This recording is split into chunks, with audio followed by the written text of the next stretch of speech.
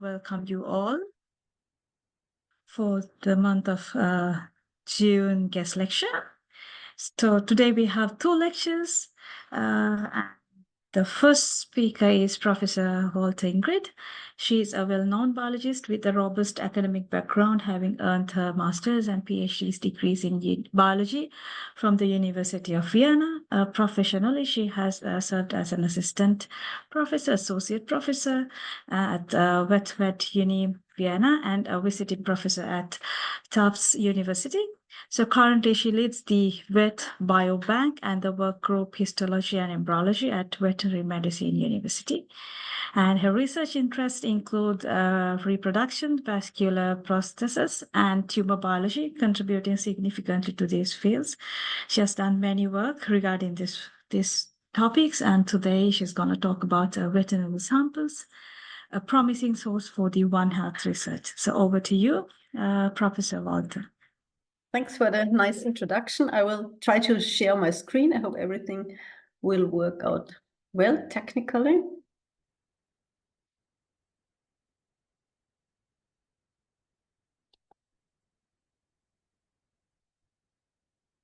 Okay, can you see my slides now? Yes, we can see it and it's all good. Okay, super. There's a video in the middle. I hope I also can get that working. A short outline of my presentation, which topics I want to address. It's first about the pre-analytics and about biological samples and sample quality. Then about biobanks, the role of biobanks in research, the vet biobank that we have established here at our university. Then what is this BBMRI? And then I will come to comparative medicine and the One Health aspect. And at the end, I will introduce this Osteosarcoma research network that we want to establish. I would say that you can interrupt me anytime if you have a question, and we can have a discussion at the end of the talk of this. It is now well known that many of the publications or many of the studies that are out there that are published have a problem in case of reproducibility or replicability. So there's many publications now that came up in the last 5 to 10 years that reject some studies, and it was in a high number of studies, it was a problem to reproduce them. This is also true for high-ranking journals, like in this publication here, which is from the Nature group. So they tried to replicate several studies, but they were only successful in 11% at the end, depending on sometimes incompatibility with the researchers, but also it was just not possible to reproduce them. So the problem here is actually not the analytical thing, because we all always focused on analytics. So we have now the highest, most sensitive machines. You can really make molecular diagnosis or molecular analysis to the single molecules or so, but most of the errors have been found happen before a biological sample goes into this analytics, or even the post-analytics. So this is really a phase, this pre-analytic phase is really prone to errors, which are really due to mishandling or bad procedures during collection of the samples, during preparing or storing. But you will see that some influences in this pre-analytics phase, you might not have an influence on them, but still you should be aware of them. So I've just picked one paper. There are many out there now where people analyze what happens in this pre-analytic phase. So it is known as soon as you clamp the artery of an organ, the cells are deprived of oxygen. So immediately changes start. So changes start in the cells, in the tissues, and not only RNA is influenced, like you see in this graph here on the right side. You see after clamping the artery, immediately RNA levels of a certain protein gene starts. So it might be upregulation, but it might also be downregulation. That is the problem. You never know in which directions are the changes. The same is true for metabolomes or proteins. And you see also here by time, the level of the protein expression changes. So it's a bad idea to compare biological samples on different levels of this pre-analytic phase. At least you should be aware of it. So if you find outliers, you might get to know where the problem is. But most people just don't think about it. They collect samples and they draw all their attention to the analytics. So they make very well all these PCRs and all these RNA quality measurements and so, but they almost never think about what happened before. And what is pre-analytics? So all processes that occur to the sample, this might be tissue or body fluid or urine, whatever, that happens before laboratory analysis belong to this pre-analytic phase. And if you think about it, it's a really, really long list. And as I'm a histologist, I'm mostly thinking of tissues and not of body fluids. So in case of tissues, it starts from the ischemia. So as soon as the arterial clamping takes place and the oxygen deprivation is started, you talk about ischemia. And as long as the organ is in the body, it's called warm ischemia. Once you remove the organ from the body, it's cold ischemia. And this process, of course, can take long. If you think about surgery, if it's complicated surgery, it will take quite a while until the veterinary is able to put the organ out. And we know that there's many changes here starting already. But then once the biological sample is taken out of the body, you have the transportation to the lab, you have the time of transportation, you have the temperature that might have a huge influence then. And then you have to prepare the sample, you have to make aliquots or pieces or so, you have to make different dissection protocols. And then often you fix the tissue then to make a paraffin embedded block for tissue sections. Then it's important to see which fixative do you use, how long do you fix. This has a huge impact on the proteins or the availability of the proteins in this tissue. And then if you embed it in paraffin, there's of course different embedding procedures concerning chemicals or temperatures. If you make frozen tissues, there are several methods of freezing out there, and they also have an influence on the analytics. And then, of course, the storage conditions, because you will keep these biological samples for quite a long time. And this, again, has an influence. And then several technical things as how, with which kit do you isolate, for example, RNA or so. So the list is long and even much longer. So you probably, I don't know with which kinds of samples you work, but you probably should make a list, such a list, what could happen to your samples that you use. And here biobanks come into place. A biobank is also a collection of tissues, but we all know these sort of private collections. We know all these freezers or drawers, how they look like. The difficulty is that people come and go, so we have a high fluctuation because normally PhD students, they are here for several years and then they leave. And the problem is that it's really difficult to track samples for a long time. And here in this example of the freezer, there might be nice samples in there, well done and well collected samples, but the problem is often nobody knows.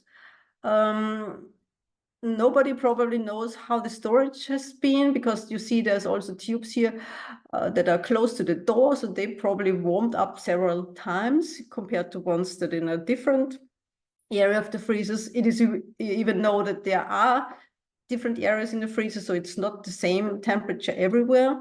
And the thing is, who has the list, who has the data?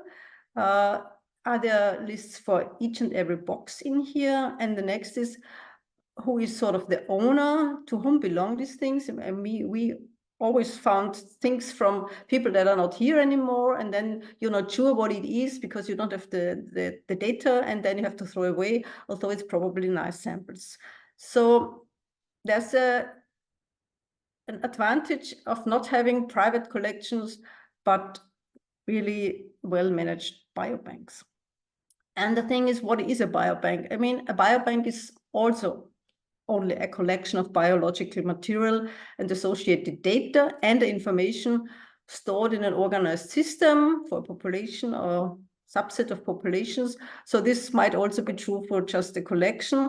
There are several now a little bit different definitions, but more or less they're all the same. I changed this a little bit now because I say biobank is a collection of high quality and well-documented biological material, and that's the difference. So it's centralized and it's really has a certain level of documentation and recording. To make it easier for you, I have a really short video here. I hope it works. That will explain in a few words what biobanks do. I will hope that I can get it running.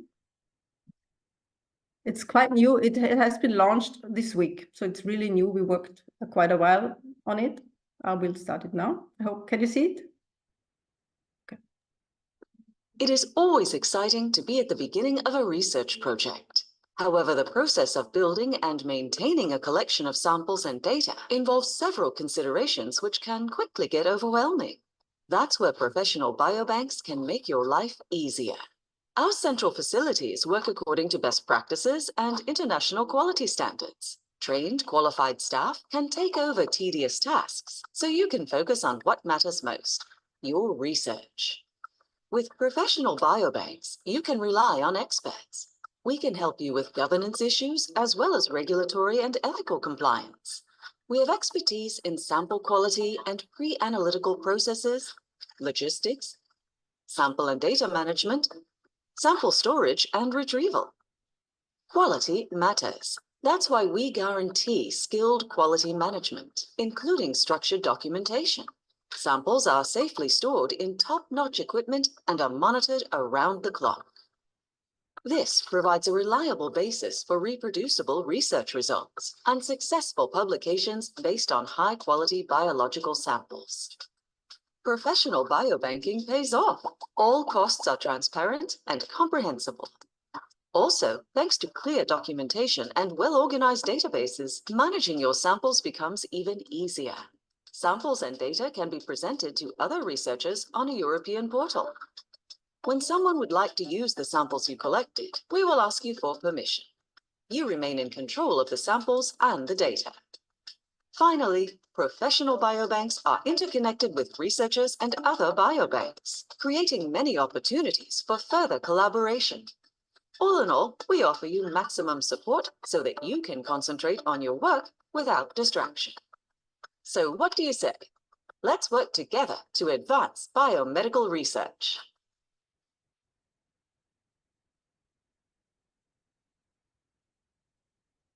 So this was the role of a biobank in short words. And our university had the, I think, good idea several years ago that we also need a biobank, so that we need these high quality samples. And it was started in 2007 from scratch. So there we had nothing. So we had to build up the rooms, the storage facilities, and so on, and also decide which kind of biobank will we have. It's of course non-human because we are a veterinary university, and we specialized on tumor tissue samples. We also have other animals because also cows or farm animals or exotic animals or experimental animals are on our lists, but the main thing that we collect is tumor tissue. In the last years, we have also widened our portfolio a bit to body fluids. So in certain projects, we also collected then blood, urine, and stool, but we are not very specialized on that. We're also very keen to collect healthy reference samples, and I think you can imagine this is difficult. This is probably even more difficult than collecting healthy samples in humans, because humans you can ask, are you willing to give something, but you cannot ask an animal. So according to animal protection here, it's quite different to get things, even blood from healthy animals. Sometimes we can have organs from animals and have to be euthanized due to orthopedic reasons or not tumor reasons at all. So meanwhile, we have around 65,000 samples or aliquots we have now a standardized sample management. I come back to that in a minute. There are now ISO standards published where you have SOPs that help you to prepare tissue in a certain way that is comparable to others. If you're interested in details, how the vet biobanks has its SOPs and so on, you can read that in these publications we made a few years ago. There's some details described here. In the last years, ISO standards were published for the molecular in vitro diagnostic examinations, which are now implemented in the Austrian biobanks, or in most Austrian biobanks, and also many European biobanks. We were even involved in establishing these standards. They have been published before as these 10 technical specifications, but most of them are now ISO standards. So there's really official standards of how to prepare FFPE tissue or frozen tissues. So for us, as we are a tissue biobank, these standards are the most important, and they are implemented now. Of course, our samples, our older samples, do not have this quality because they weren't out there. But since they were published, we try to keep all the standards high if it's in our influence. Of course, we don't have an influence on the surgery techniques or so. I know that you're interested in exosomes, so you see there's also technical guidelines now for exosome and EVs, and this will also probably soon get an ISO standard, so just for your information. So once these standards were in place, they were introduced from the sample collection over the processing of the tissue for frozen and paraffin. Then they all get into our database, which is now huge. And of course, we recognize them also for our storage processes. So all this list, which is content of these ISO standards, is recorded. So it's not always fulfilled because during clamping time, we are here dependent on the veterinarian that they give us this time, but at least record it. And if it's not there, it's at least documented that we don't have it, or maybe we can find it out. So we have real huge database with all these technical standards that are recorded with our samples. When the samples come to the lab, we divide it in several aliquots. Why? Because mostly we collect for prospective studies. So it's not a certain project, but we collect theoretically every tumor that is in our hospital. Of course, we don't get all the tumors because some are operated in the night or the weekend or so. So we get only 10 to 20%, but in general, we would collect every tumor type. And as we don't know what will the researcher do with it, we try to be prepared for all methods. So we always make a formalin-fixed paraffin embedded block for tissue sections where you can do immunohistochemistry or other studies that you can do with tissue sections. But we also prepare for frozen sections. So we freeze tissue pieces with this OCT compound, the freezing medium, so that you can make frozen sections. You could also bring those into PCR or proteomics things. But this is better done with these tubes. So we make smaller aliquots that are just frozen in liquid nitrogen, shock frozen, without further treatment. And we also prepare tubes with RNA later with tissue pieces, because we checked it once and they are better for PCR or have better RNA quality than these pure tubes. I think it's protected during the thawing process. So this is our standard, so to say, spectrum that we make. If the tumor is large enough, we make this whole spectrum of tumor sample types. If it's too small, we restrict it to these two types, so frozen sections and paraffin sections, because you can do a lot with these two samples. Then we, of course, have to store them. So the paraffin blocks and slide are stored at room temperature. The room is monitored, so we know the temperature there, we know the humidity and so on. And we have the frozen samples in these liquid nitrogen tanks, but we store the samples not in the liquid phase, but in the gas phase, just to be sure that there's no cross-contamination or something like that. The room is surveyed the whole time, so we can have a look from outside and at all these devices here that monitor the tank all the time. We have an automatic filling system so that it can never be empty, and the tanks are monitored 24 hours, 7 days a week. So if somebody opens the lid or the temperature is changing, we see that immediately. So it's always kept track. So we have it fully documented all the time. From all paraffin sections, from all our samples, we have digital slides from the beginning. We are now in the 3rd generation of slide scanners. So the last one here is much better, of course, than the first one that we had more than 10 years ago. But we were really happy that we started that right away.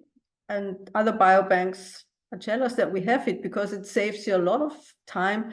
If people want to have access to samples, you always have to recheck what's on this slide. How large is the percentage of tumor tissue, or is it what you want to have? So we never have to go, or almost never have to go to the real slide, but we have always this virtual slide where you can have a look at, and even researchers that are interested can have a look at, or you need a pathologist or clinician that helps you with a further diagnosis and decision, or if you really would like these samples, or if they fit to your research project.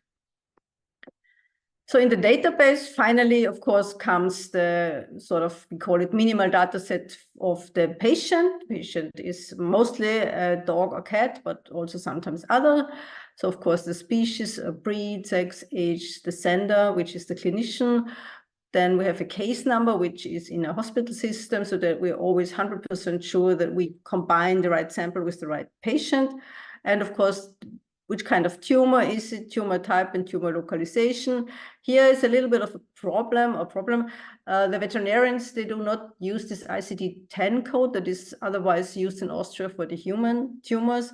So we sort of try to describe it as well, as good as possible, so that you can really compare it with the human medical tumor type.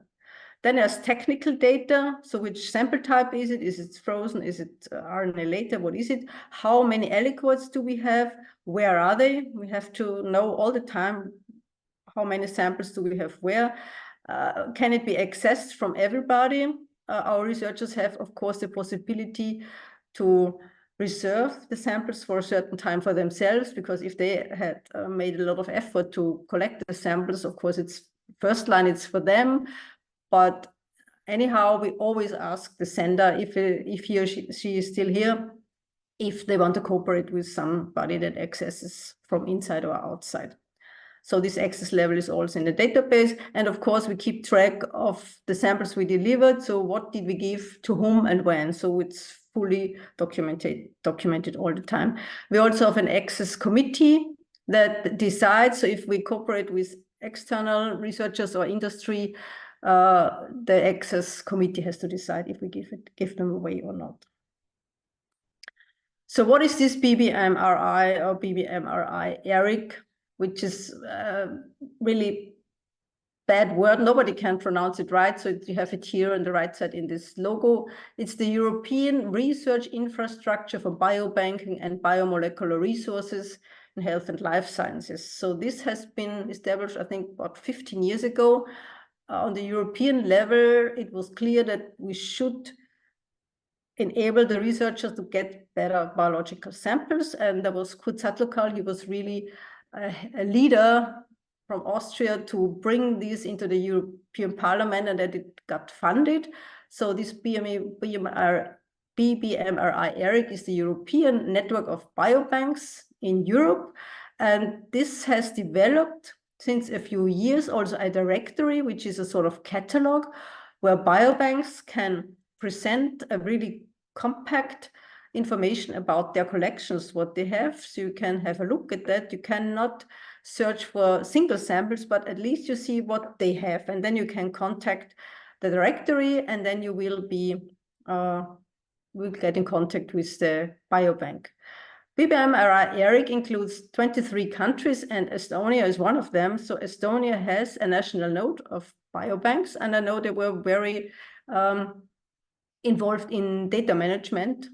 And we in Austria, we have also an Austrian node, which is BBMRI-AT. and it combines all the biobanks of the medical universes here. So it's all about human medicine so far, but our node invited us from the beginning that we could be part of it. So it was, for us, it was very nice to be part of it, because we learned a lot from the human medical biobanks, but we had a good exchange, and some things were easier for us even. So the implementation of these ISO standards was much easier for us, because we are a very small biobank. If you have a huge hospital biobank, it's much more difficult to bring these things in place. So I think they also learned from us. And now there's also an initiative that animal samples should also be included to the BBMR-ERIC. So now, I don't know if we had an influence on that, but now they're open to this animal samples, so that we should work together. And this is one of our work packages in this funding period, that we should set that up. We should identify the veterinary biobanks and bring them together. So we have started also to put some cohorts in this catalog. This feline lymphoma cohort is there a while. The others, I think, are work in progress, but I think some of them are already accessible. You see, this is also only a summary. It's not in details, but then I think you have an idea if this is what you want to have or what you're looking for. So if you go to BBMRI, you will find this directory, and it's open. So coming to the One Health concept, so as we see that from the start, this BBMRI-ERIC and this biobank idea was mainly for human medicine. But now most people are convinced that we cannot see the human being like isolated from all the other things. And the idea is now that in this One Health concept, everything is interconnected. So we cannot think about human beings healthy without the animals, without farming, without the nature. So in this concept that everything is interconnected, I think the including of animal samples to the biobanks and also to the human biobanks is a good idea in the aspect of this comparative medicine. So until now, there was always this this contradiction, sort of. There's human biobanks and there's non-human biobanks. And in non-human biobanks, of course, this was a huge mass of different things, from plants, wildlife, like endangered animals, also fungi, farm animals, whatever. So think of what you want. And this is, of course, too difficult, because you cannot be a specialist for all these types of biobanks, and this is not handleable. But we think that companion animals, so mainly cats and dogs, that are treated in a medical setting, almost like humans. So they come to the clinicians and they are diagnosed and they are treated and they have surgery. So there are samples and the data are recorded. So they are almost treated in a setting like humans. So we have clinical animal samples, and those samples are really well comparable to the human samples. So in this aspect, it's also good to know that many companion animals live in the same environment as we do. So they live in large cities or in the countryside. They have probably not enough exercise, so they develop the same diseases that we do, so like obesity, diabetes, and cancer. And there's many companion animals, at least in Austria. I don't know the situation in Estonia, but in Austria, which has about 9 million inhabitants, we have 700,000 dogs living in households and more than 2 million cats. So it's a lot. And you know, they have a shorter lifespan that we have, but still they get older as they're treated well, and so they develop many diseases. And these samples from these animals are quite well accessible. So I think it would be a waste not to recognize them and not to use them for research. So one of our goals was to set up, first to identify all the veterinary biobanks, and then set up on an example, on a research example, if we can bring people together on a table. So we have chosen the canine osteosarcoma as we have a bit of experiments with that, and as it's known that the dog osteosarcoma is a well accepted model for the human osteosarcoma because they have many things in common. Jura will probably talk a bit more of that, but just for now, in both animals, the tumors occur spontaneously. So it's not induced by artificial things as in mouse models, because a mouse almost never develops an osteosarcoma. It behaves similar due to metastatic behavior. So 90% of these tumors metastase to the lung, and this is the most dangerous thing. And at time of diagnosis, many people and many dogs have already developed micrometastasis. So this is the problem, but it's still a really bad prognosis. The histology in the right piece, you see an H&E section of such an osteosarcoma. It's a very mixed tumor types of many different sorts of cells and so on. And it's the same in dogs as in humans. And even the subtypes that are divided are the same. Also, similar genes and pathways are involved in the development of tumor. The incidence in large breeds, heavy breeds, is quite high, so up to 8% or so. So there's really many samples available, although it's a rare tumor in general. So, but we in the dogs have more tumors than in human medicine, and they are really quite the same.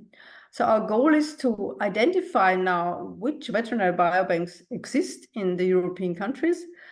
We will contact them, we will see what they have, we will bring them together and see that they can be part of BBMRI ERIC, so that they are part of this network.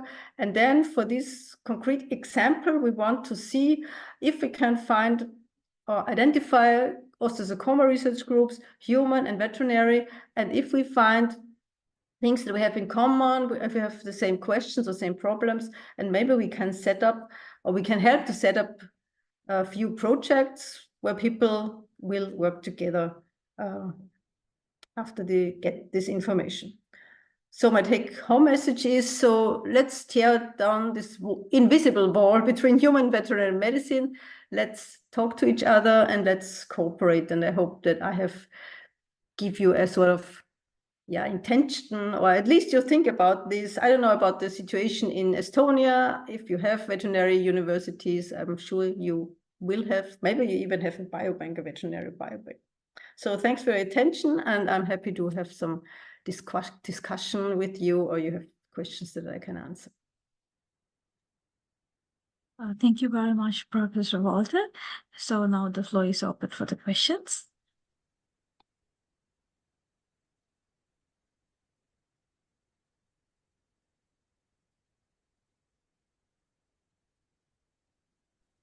Yes, Alireza, please go ahead. Yeah, this would take always God knows half an hour till you can unmute yourself and say something. Sorry. Thank you very much, Professor Walter. That was really, really interesting, and hearing the issues regarding biobanking from the approach that you are coming into it. Yes, we have a veterinary faculty in Estonia. We have one veterinary faculty and we have one medical faculty. And maybe this is, rather than being a curse, this is a very good thing, because, and both of them are situated in the same city and within very close distance of each other. Hence, and many of them, in so many ways, Estonians are related to each other. Maybe I know some of the medics that their parents were veterinarian, or the vets that their sons or so are, well, sorry, that their parents were medics. Hence, there is a good collaboration, cooperation going on. And that problem that is, I agree with you, is in many different countries, particularly in UK, I don't see that border, that this wall exists, definitely. But in Estonia, it is less severe compared to what we see in other places.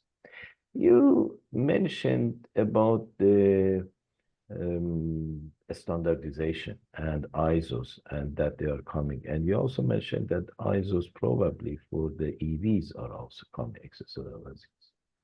Can you give more information, or do you know of such kind of activity? We know that ISEF is putting guidelines up and so, but Do you have any other, or As I have a look, there is a technical guideline is already published, but most of them in a few months or years are getting into an ISO standard.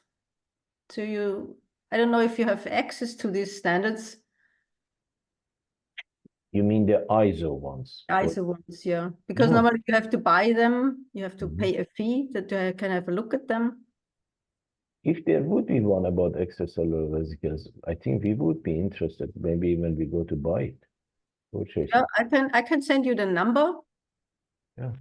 If you want to. Please.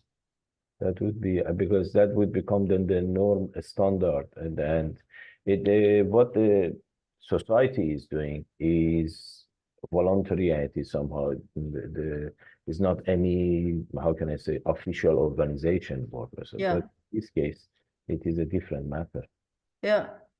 But I'm sure somebody of the society is probably even involved in setting up the standards. I don't know if I find that out, but if I find it out, I can send the name to you as well. Thank you very much. Because we were asked, when they set up the standards for tissue, we were even asked to contribute before they were published. So yeah. The EV society or EV community is vast. And even every 3 to 4 years, there are a new set of guidelines coming, but these are the scientific ones. These are not the ISO ones. Yeah. And they probably start with the analytics and not with the pre-analytics. Probably. Probably. Thank you. Okay, thank you. So if there's no more questions, thank you very much, Professor Walter. Let's move to the second. Yeah. Maybe speaker. more question would come when we have also the second, because then both of them together. I have issues also regarding the cancer repository that you have and how we can somehow work together on that. But I just leave it for the time that we will have. Okay. Yeah. Okay. So the next speaker is Dr. Juraj Hlavaty. He is an accomplished biochemist and oncologist with a robust academic and research background. So he earned his master's in biochemistry and PhD in oncology from Comenius University, Bratislava. So he has extensive professional experience, having worked at the Department of Molecular Biology at the Cancer Research Institute in Bratislava, followed by a postdoctoral position at the University of Veterinary Medicine in Vienna.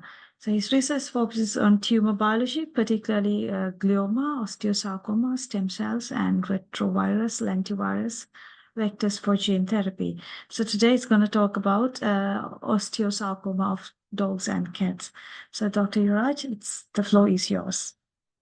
So thank you very much, Dulmini, pardon. I hope I will have no problems with sharing my screen. I'm trying to do so. Yeah, so can you see that now? And is everything fine? Can you hear me as well? Yes, but you need to put it into presenter mode. Yeah, I'm just trying to do it.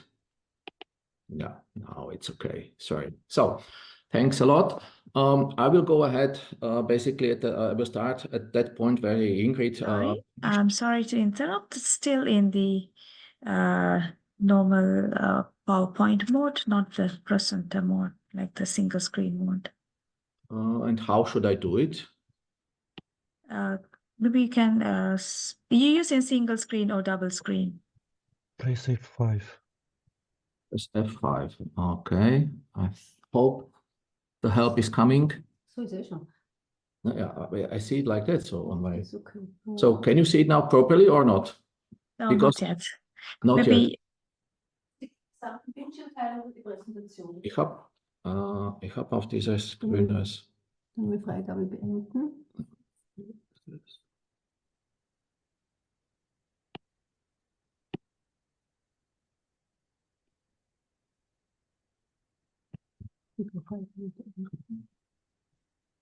Jetzt können wir Freigabe gesamte Bildschirm. So. Aus der Listnummer. Okay. Jetzt die Aufgabe 2 auf Präsentation drucken müssen, bis kommen, weil es nicht geht, weiß ich. So, is it now better? Yes, it's fine now. Yeah, perfect. Yes. So sorry for the technical problems. That's always with me like that. So basically, before I will go to the topic of my talk, I will shortly talk about the University of Veterinary Medicine in Vienna. So the uni has been established more than 250 years ago. And currently we are hosting for roughly 2,500 students and 1,500 staff members. The whole university is divided in 5 centers. We are a part of the pathobiology center. And we that means the former unit, Institute of Histology and Embryology. We are consisting of 5 scientific staff members. Yeah, the topic, as already has been announced for me today, is the osteosarcoma of small companion animals. I think Ingrid already expressed why it's so interesting for us to work with the osteosarcoma of dogs. Yeah, the aspect of the comparative medicine between animal tumors and human tumors is an important issue. This is not the only aspect we would like, or why the osteosarcoma of dog and cats are so important for us. The dog, as has been shown, has a high similarity to human tumors at the biological, at the molecular biological level. That's fine. Why the cat? Yeah, the cat, as an example for another small companion animals, which suffered from the osteosarcomas as well, has osteosarcoma, has the tumors which are completely different as those which we will find in dog.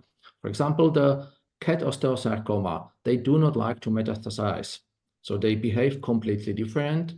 By the grading system, they usually are found treated at the lower grading stages, despite the fact that the subtype differentiation is very similar to that one which is seen by the dog.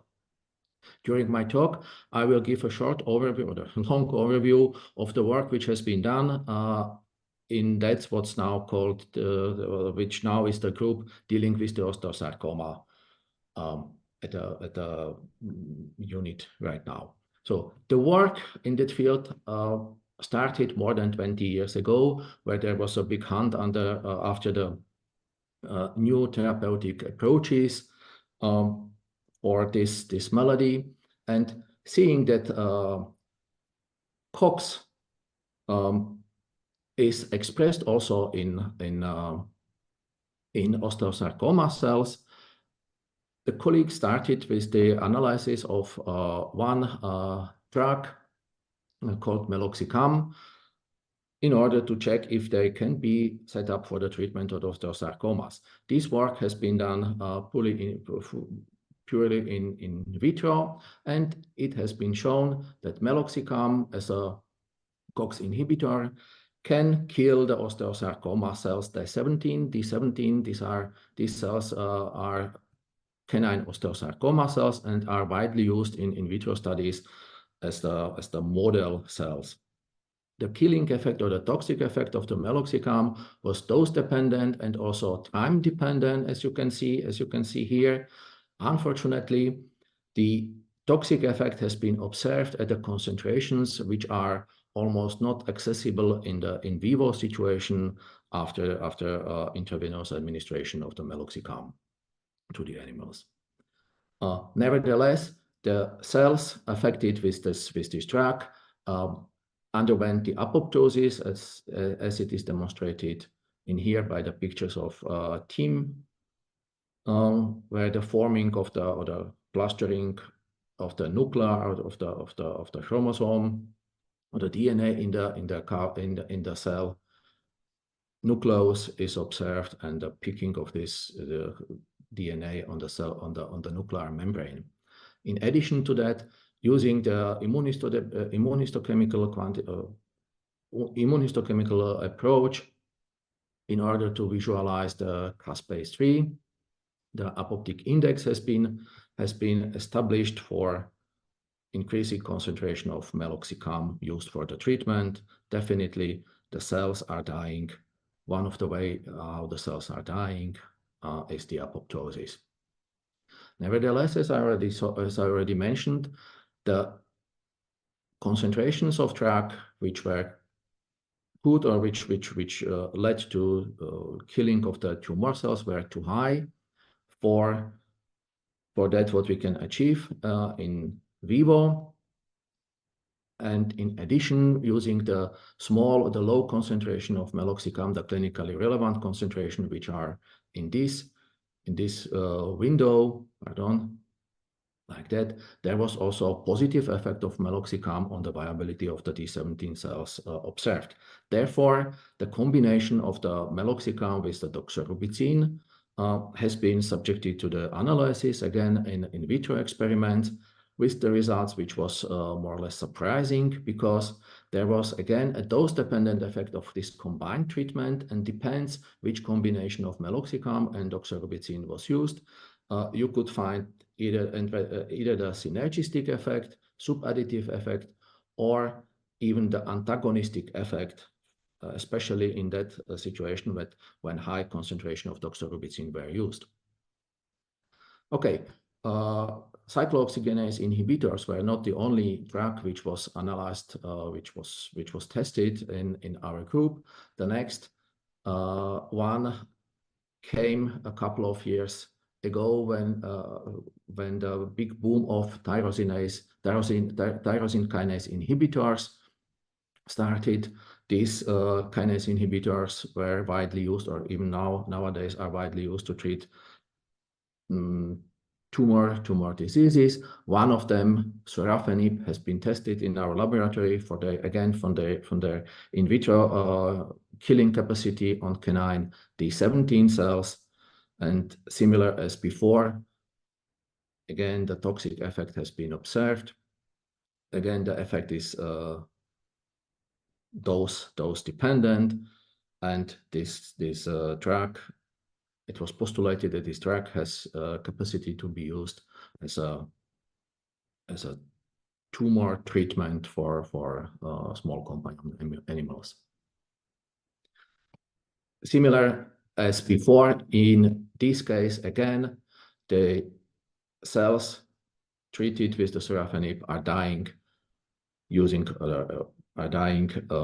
showing the signs of apoptic death. And again, the apoptic index has been estimated for different concentrations of the sorafenib. Okay, this was one part of the research. The second part focused on the differences which could lead to different behavior of canine and feline tumors.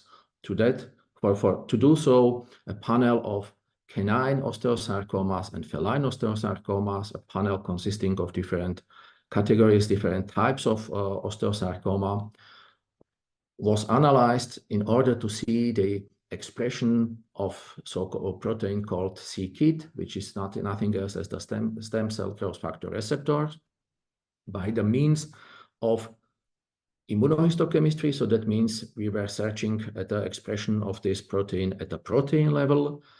And in addition, we also analyzed the expression levels at the level of mRNA. As can be seen from this picture, there was a massive difference in the mRNA levels observed in the dog, in the canine osteosarcoma, and those which we found in the feline osteosarcoma.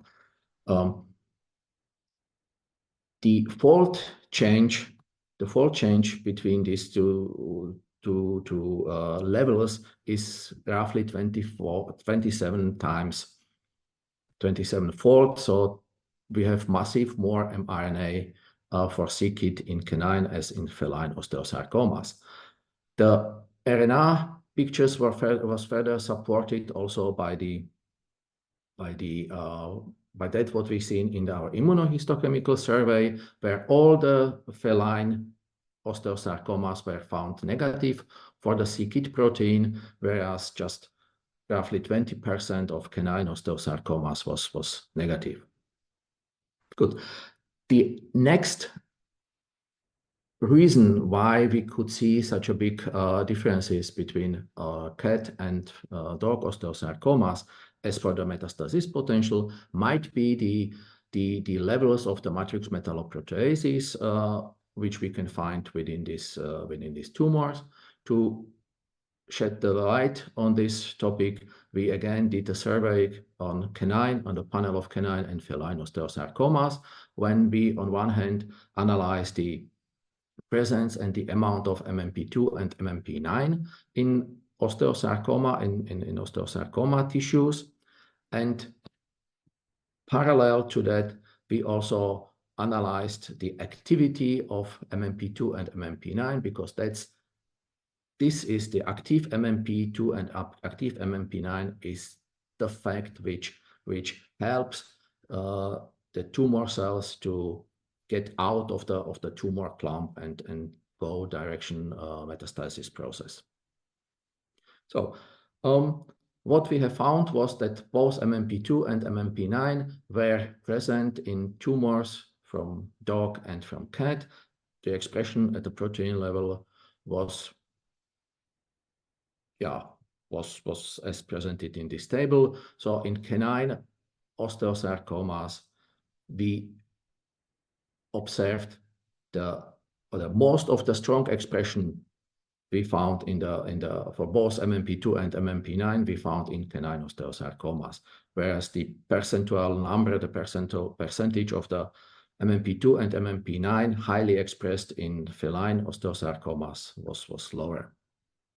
In the next step, when we were analyzing the proportion or the amount of active form of MMP9 and MMP2 by using the thymography, where you can see, once you are doing the thymography, you can see the bands corresponding to the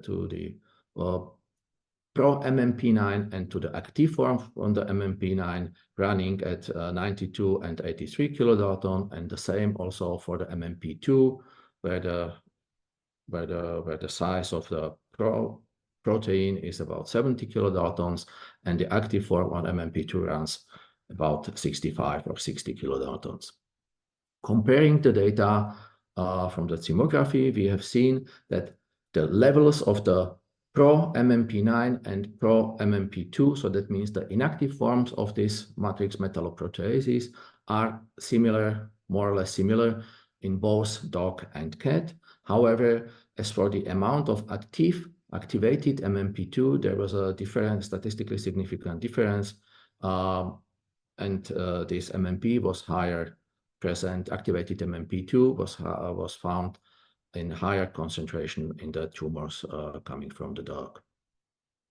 Last but not least, on the search, what could mediate the differences between cat and dog osteosarcomas, we analyzed the expression of esrin and muesin proteins. Esrin and muesin protein are the member of so-called ARM protein family, where next to the esrin and muesin also the radixin belongs. However, in our survey, we used only analysis of esrin and muesin due to the absence of proper antikörper for radixin, which could fish and which could detect the radixin in canine and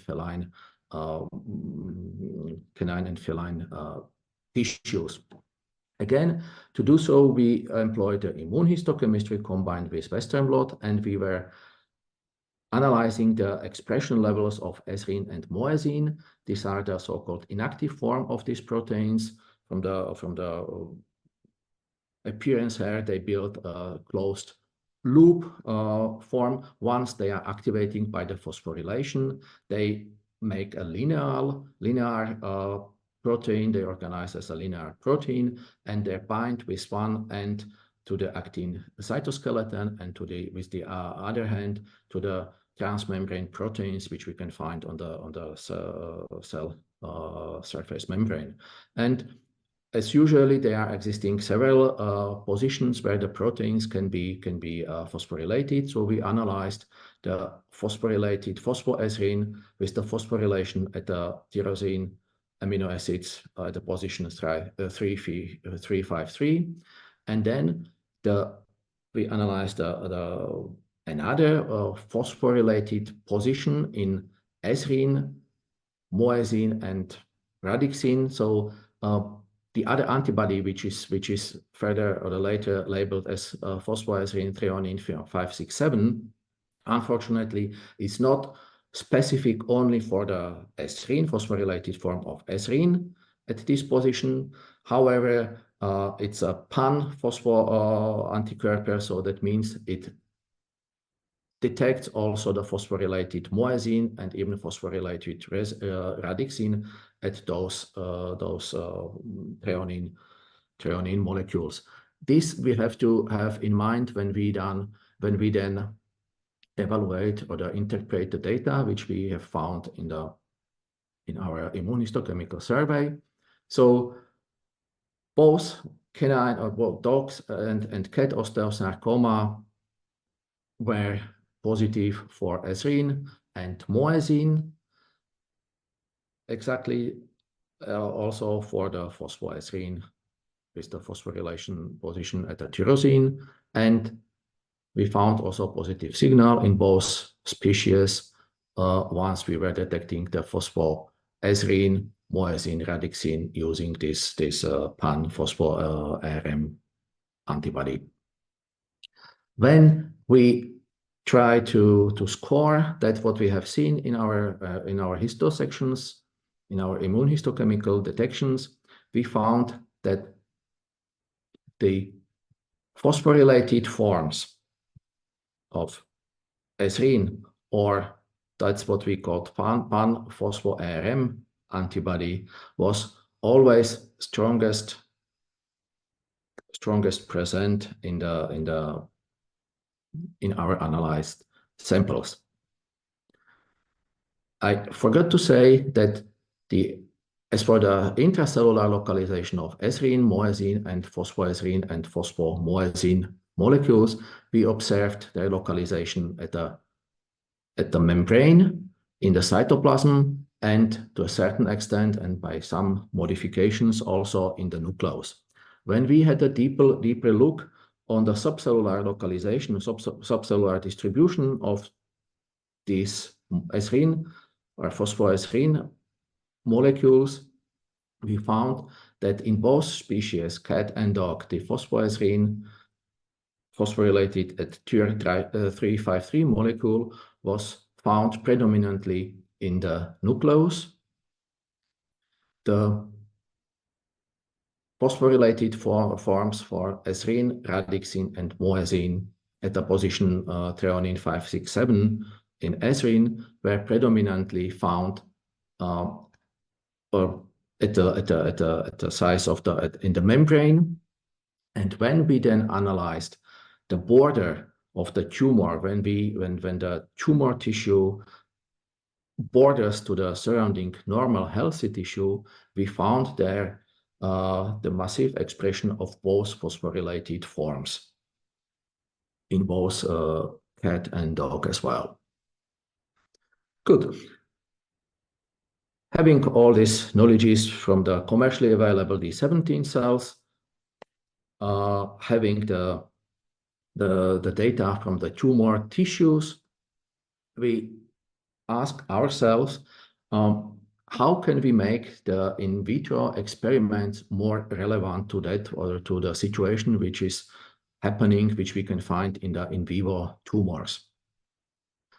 For that, we tried to cultivate the D17 osteosarcoma cells not only as a monolayer, as had been done always before, but also in a form in a form of the three-dimensional multicellular spheroids. These spheroids form are closer to the situation what we can see also in vivo, so they are three-dimensional. So that means there is a concentration gradient as for the nutrients, as for the oxygen, distribution which mimics to a certain way that what we can find in the tumor. We were successful in this with using this approach, so that means we could cultivate the multicellular spheroids. We can keep them in the cell culture for over than 21 days. And what we have observed is, on one hand, that they still, even if the 17 cells are cultivated in the form of spheroids, they keep certain expression patterns similar to that what we have seen in the monolayers, as manifested here by the immunohistochemistry for osteocalcin, calcin, and collagen 1. The distribution, as we see here in the case of collagen 1, might be different in the monolayers and in the spheroids, but there is a biological reason for that. The collagen 1 in monolayers is overexpressed, or is expressed predominantly there where the cells have the contact to the plastic tissues, whereas in the spheroids, the collagen 1 is distributed more or less uniform. What we have seen, and what we will see better in the next slides, is that cells, or the D17 spheroids, have zonal structures. When we do when we analyze the spheroids in sections, we can identify three zones. We have the central zone. In these 17 spheroids, we have the intermediate zone and the outer zone. And using the Ki67 staining here, we have seen that in the intermediate and predominantly in the outer layer, we still have the cells which are dividing, which are multiplying. Okay, having being able to cultivate the cells in not only in the monolayer but also in a spheroid form, we ask ourselves, are there any differences as for the protein content which the cells are experimenting in monolayer and in the spheroids? To answer that questions, we employed the 2D differential gel electrophoresis combined with MALDI-TOF and analyzed the proteome, or we performed the comparative proteome analysis on the cells cultured in the monolayer versus the same cells cultured as a 14 days old spheroid. So out of more than 1,600 matched spots, which we found between the cells grown in the monolayer and spheroids, there was 27 unique proteins which were differentially expressed, either upregulated or downregulated, with the ratio between expression strengths in 3D versus TD more than 1.5, 1.5. Out of this, these 27 proteins belong to 5 groups of proteins. Next to the chaperones and structural proteins, we also found differentially expressed proteins which are involved in the regulation and coping of the cells with the stress. We found oxidorreductases, which goes off the same direction, and proteins which are involved in gluconeogenesis and glycolysis pathways. Good. Up to now, all the work which has been done in vitro was performed using the 17 cells, the commercially available canine osteosarcoma cells. However, taking the advantage from the close cooperation with the clinicians, we also tried to establish our own cells, which are originating from canine and feline osteosarcomas. To do so, first we employed 2 feline osteosarcomas and 4 canine osteosarcomas of different types, and we established that what we called primary cell lines. So primary cell lines were obtained from all of these 6 osteosarcomas. The isolated cells differed in their shape, from spindle-forming shape up to the irregular, more or less flat polygonal cells. However, the cells, as we can show, or as we were able to show, the isolated cells retain the features of the original osteosarcoma, as here it's demonstrated by the expression of the osteonectin and osteocalcin, always in the original tumors and in the corresponding cells, primary cells. The same can we say also about the expression of the tissue unspecific alkaline phosphatase. However, we always have to keep in mind that these cells are only primary cell lines, so that means they have the features of the primary cells. That means they cannot live forever. To overcome this obstacle, we isolated 4 other canine osteosarcoma cell lines from three different tumor types, and we further subjected them to the close characterization. Even here, we observed that the isolated cells have a different cell morphology from spindle-forming cells through the polygonal cells, slowly growing, quickly growing cells. We have really a wide spectrum of these characters. Here, I have to say, we start our analysis of these cell lines not sooner than after passage number 20, with one exception for these cells. So when we could be sure that the cells are dividing continuously, they do not stop, they do not come to the senescence point. The COS 4074 cells were subjected or were enrolled in this analysis after passage number 17. However, here I have to say that these cells have very special doubling time, so they are dividing with the very low speed, which is roughly 17-18 days. So that was the reason why we started the analysis in the passage number 17 and not at passage number 20 as with all the other cells. So our first hint that we have cell lines and tumor cell lines is that they are able of indefinite growth. To support this, we performed the soft agar colony forming assays. You know that the tumor cells a priori are able to grow without the contact to the plastic. We successfully observed colonies from 2 out of 4 isolated cell lines. However, the absence of the 2 other colonies, or the absence of the colonies in 2 other cell lines, we can attribute to the very low cell division rate. Okay, once having proved that our cell lines are tumor cell lines, we start to be interested in the migration and invasion capacities.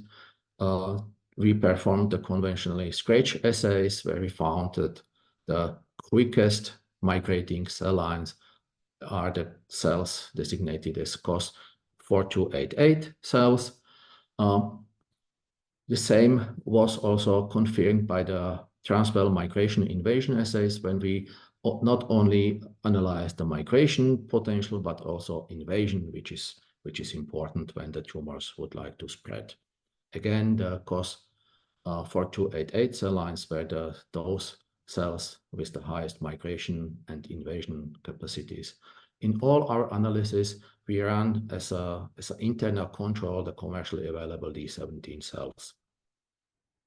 Good. For the further characterizations, we did the vimentin staining to show the mesenchymal origin of our cells. Then we did the osteosarcoma specific staining for alkaline phosphatase and for the protein called KPNA2. We did also analysis of the p53 expression because we were thinking might be important for our next analysis. Also, these newly isolated cells line can form the spheroids. However, these spheroids looks a little bit different as compared to the D17s. In D17s, as I already mentioned, we have the 3 zones. We have the core zones, we have the intermediate zone, and the outer zone. However, in all 4 newly isolated cell lines, we have only the internal, the core zone, and the outer layer, outer zone. Ganz specific and ganz completely specific is the pictures obtained from this COS 4074 cells, where the outer zone is very is not compact, is very sparse. So this is a typical feature for these spheroids. As can be seen from the other stainings, we detected a calcium accumulation in all but the COS 488 using the von COSA staining, and the Alcian blue and Safranin O staining was employed to use or to visualize different components of the extracellular matrix. Good. Last but not least, we analyzed the lipid droplets presence and distribution in canine osteosarcoma. Not only the lipid droplets, but also the presence and distribution of members of the so-called perilipin protein families. Why to do so? A long time, the lipid droplets, which you find in different cells, were more or less considered to be an energy source, just to be on the safe side for the cells if the situation is problematic and the nutrition content or the access to the nutrition contents is reduced. Nowadays, the opinion has completely changed, and the lipid droplets are involved or are counted to a specific cell organelles, which do have specific functions, among which there was a correlation found between the lipid content in some tumors, between the lipid droplets, the aggressiveness, the prognostic for the impact on the prognosis of the tumor. Yeah, therefore, were the lipid droplets also important and interesting for us. At first, we try to identify, or we try to answer the question, do we have a lipid droplets also in the osteosarcoma tumors of dog? And as you can see from this PPD stained section, we have lipid droplets. These are always these brown dots, which we can see in tumor, in a dog tumor. Having this, or knowing this, we checked if we can see the lipid droplets also in the osteosarcoma, in the dog osteosarcoma cells, as documented or as shown here by the so-called oil red staining. We do have lipid droplets in the cells, in the osteosarcoma cells cultured in vivo. Now, this picture shows the cells cultured as a monolayer. Just as an information, this tumor, which we see here and has this lipid droplets here, is the original tumor from which the COS 4288 cells were isolated. Furthermore, we also showed that we can change the amount. We can change the amount of lipid droplets using specific treatment conditions. So once the cells were isolated, once the cells were cultivated in the presence of oleic acids, the amount of the lipid droplets raised pretty much.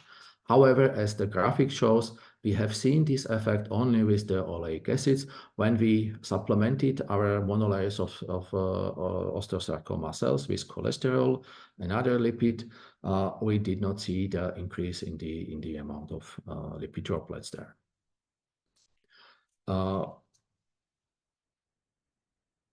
As expected, we have also, or we were able to detect lipid droplets also in osteosarcoma cells cultivated in the form of spheroids.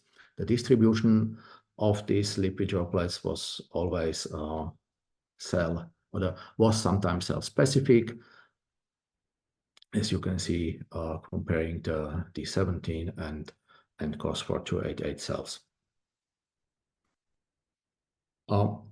Having all this data, we try to ask, is there any, or can we detect members of the perilipin family, again in the osteosarcoma, and later on also in the osteosarcoma cells. Therefore, we did the immunohistochemical analysis of tumors using, or we tried to detect the 3 members of the perilipin member families. We tried to detect them in these tumors. We have chosen PLIN1, PLIN2, and PLIN3 as the candidates, or as the interesting candidates for us. The PLIN4 we excluded a priori because this PLIN4 is more specific for the skeletal muscles, as according to the literature, and from PLIN3 candidate, we were not able to find the proper antibodies which could react or which could detect this protein at the tumors of cat and dog. What we can read out from this picture is that the lipid droplets, which do have in the membrane PLIN2, were located mostly in this necrotic part of the tumor, and the PLIN3 lipid droplets were located at the border between this necrotic part and the living cells in the proximity at the border zone. We were able to detect perilipins, PLIN2, especially PLIN2 and PLIN3, in the osteosarcoma and also in the cells afterwards. As for the cellular localization, as I already shown, the PLIN1 tumor, the tumors were negative for PLIN1. PLIN1 is also associated with the adipose tissues, where it can be detected as these big fat vacuoles. The PLIN2 has been associated with lipid droplets. These are all the spots which we have here in red. And PLIN3 was on one hand associated with lipid droplets, but it is known about the PLIN3 that it can be found also in the cell cytoplasm. The same we have observed also in the cells, both in the cells cultured as monolayers and cultured as 3D spheroids. And as expected, the treatment of the spheroids in this case with oleic acids or cholesterol, the treatment of the spheroids with oleic acids increased the amount of positive signal, and cholesterol had only marginal effect on the signal in both cell lines and both PLIN2 and PLIN3. In the next, we try to somehow semi-quantify the amount of PLIN2 and PLIN3, which we can see in the cells cultured in the monolayer and in the spheroids of different age. As we can see, there was, with the age of the spheroids, there was an increase in the amount of PLIN2 protein and PLIN3 in the D17 cells observed. For PLIN3, we can say the same also for COS4288 cells. However, for these cells, for the COSs, we have this bar, which somehow does not fit to that what we have seen with the D17 cells.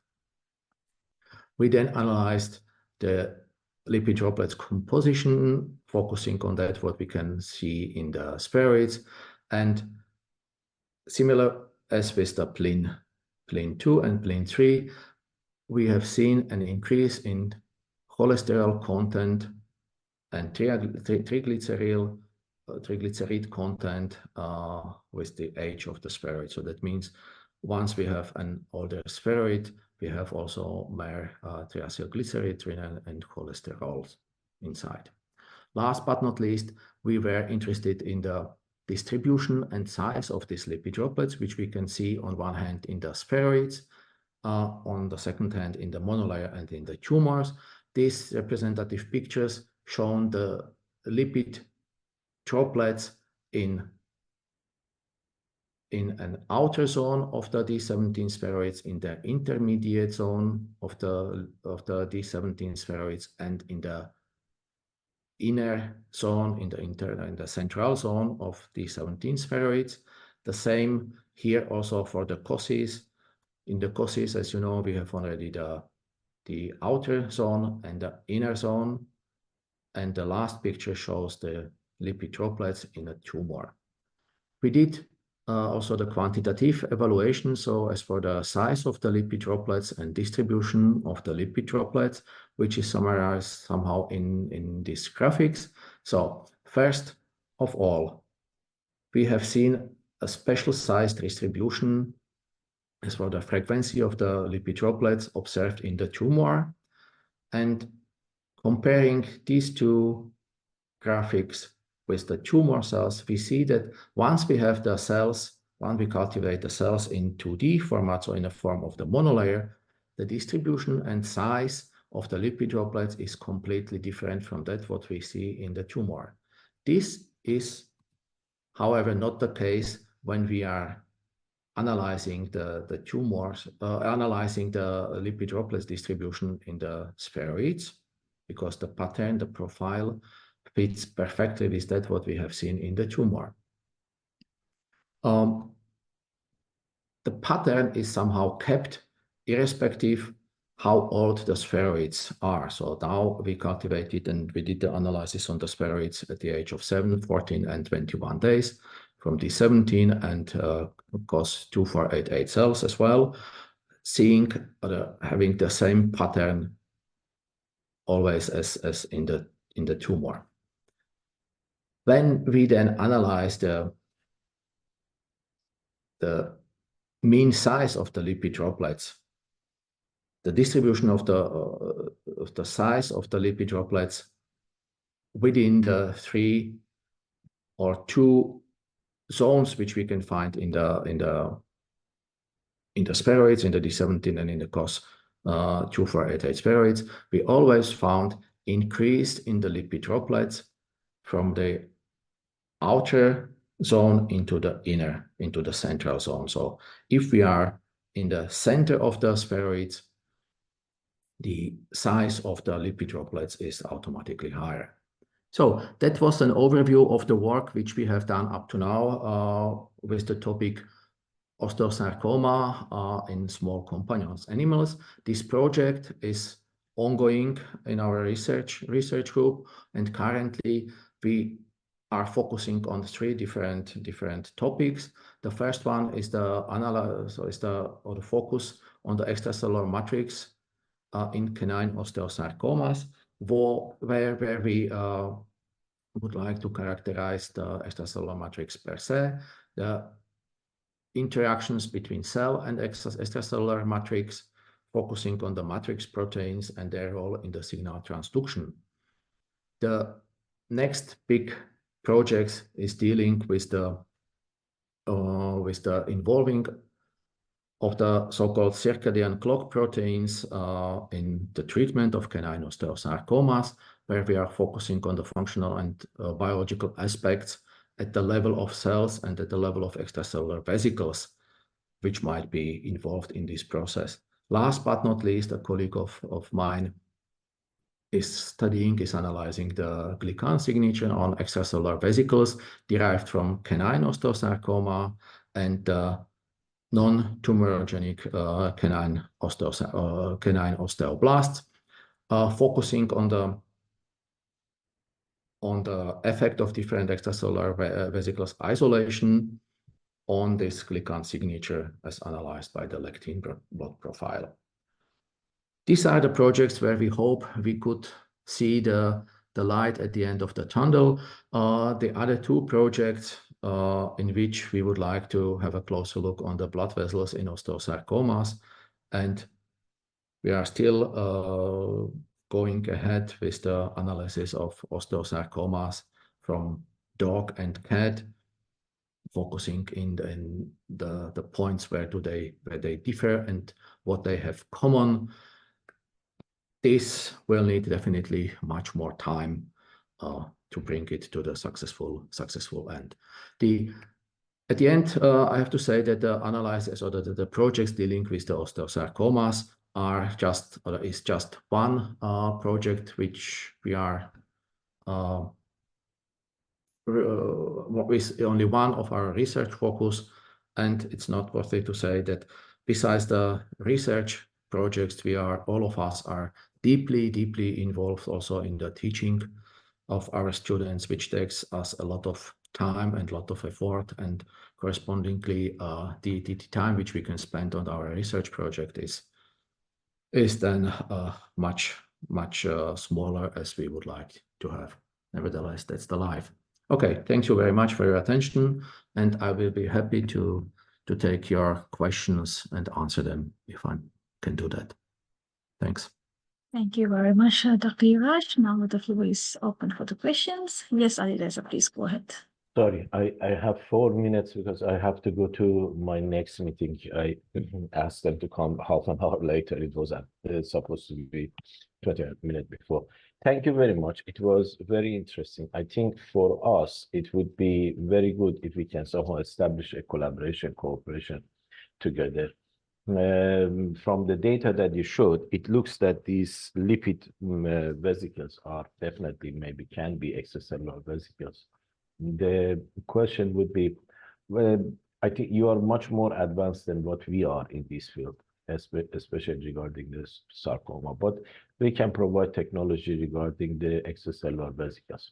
If that is something that is of interest to you, and it can be in different forms, either somehow, if you have a student already working, we can somehow have him or her to come to our lab and use our facilities. There are quite a lot of people that we work with them like that to purify and characterize the extracellular vesicles. Or otherwise, yeah, we can also look at the possibility of maybe purifying and characterizing ourselves if you have samples that you want to be processed.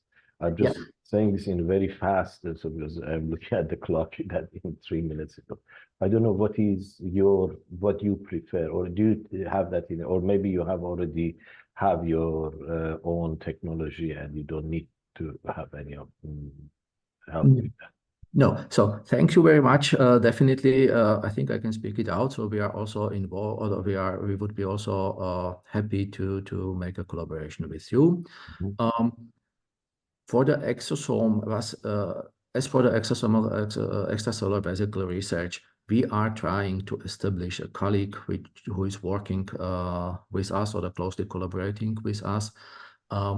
We are trying also exosoma or extracellular vesicle research unit at our universities. We are, as I said, at the beginning of this process. So that means we don't have so many experiences for the extracellular vesicles. So therefore, input from established researchers and people who are established in that field would always be a benefit for us. And I hope the other people could also benefit from our expertises. From the current technology, what we can do at our institute is we do have the nanotrack possibility to do the NTA assay and the NTA analysis. We can do the isolation, harvesting of the extracellular vesicles. Of course, Western blot, lectin blots, RNA analysis, proteomics analysis. For this type of analysis, we up to now we used our VetCore facility at the university, but it might be a problematic for us to do the biostatistic analysis or the interpretation of the data. Okay. So that's where I can imagine that we would need to have a help from the people who are really keen in that for example. Yeah, and of course we are open to the collaboration. This is always good, and as I said, I hope we can enrich each other. Okay. I saw also in the chat, Professor Walter noted that, yeah, I would be in September in Vienna, in the meeting there. Then maybe we can meet in person, and at least there we can somehow discuss further. But if you have already NTA, and so I think we regard that, we don't somehow be able to do much more on that. But bioinformatical analysis, especially if you have omics data and other things, we can help with that. I have to go away. Srong, the others are here. I have another meeting. I have to go there. I wish all the best and hopefully see you in September. Thank you very much. See you in September. Thank you a lot. Bye-bye. Have a nice time. Suranga, please go ahead. Thank you very much, Juraj. It was very interesting data to see. I have just a couple of questions regarding the cell lines that you used. Have you done any adjuvant studies with any adjuvant with your cell lines, like how they respond, like with the normal chemotherapy adjuvant that use, like cisplatin, all this stuff? No. This type of analysis was not done. So we did not do. If we should go for something like that, we probably should think about doing this analysis, then definitely also on the spheroids, because as we know from the that's what. From our side, we are interested on how this drug resistant, and also this specifically how the dogs are responding, and whether we can use exosomes as prognostic markers, whether so probably by after treating with some of these adjuvant chemotherapies, maybe if we can do some exosome analysis and see whether they're changing or whether they have any so I see some good things, especially when you have very nice cell lines, because it's really good that you have primary cell lines rather than working on. Yeah. However, the primary cell lines, Mm-hmm. And the second question, I just wondered, I have been also doing certain spheroid work lately, and I had the interest of this assembloid, like combining different cell types, because even in the osteosarcoma also you find different subtypes of cells, right? Have you tried to put them together and see whether they form spheroids, and whether can you recalculate the same in vivo things? So isolating the cells, for example, all these COS cell lines, this COS 4288, 4074, and 3600 and 3600B,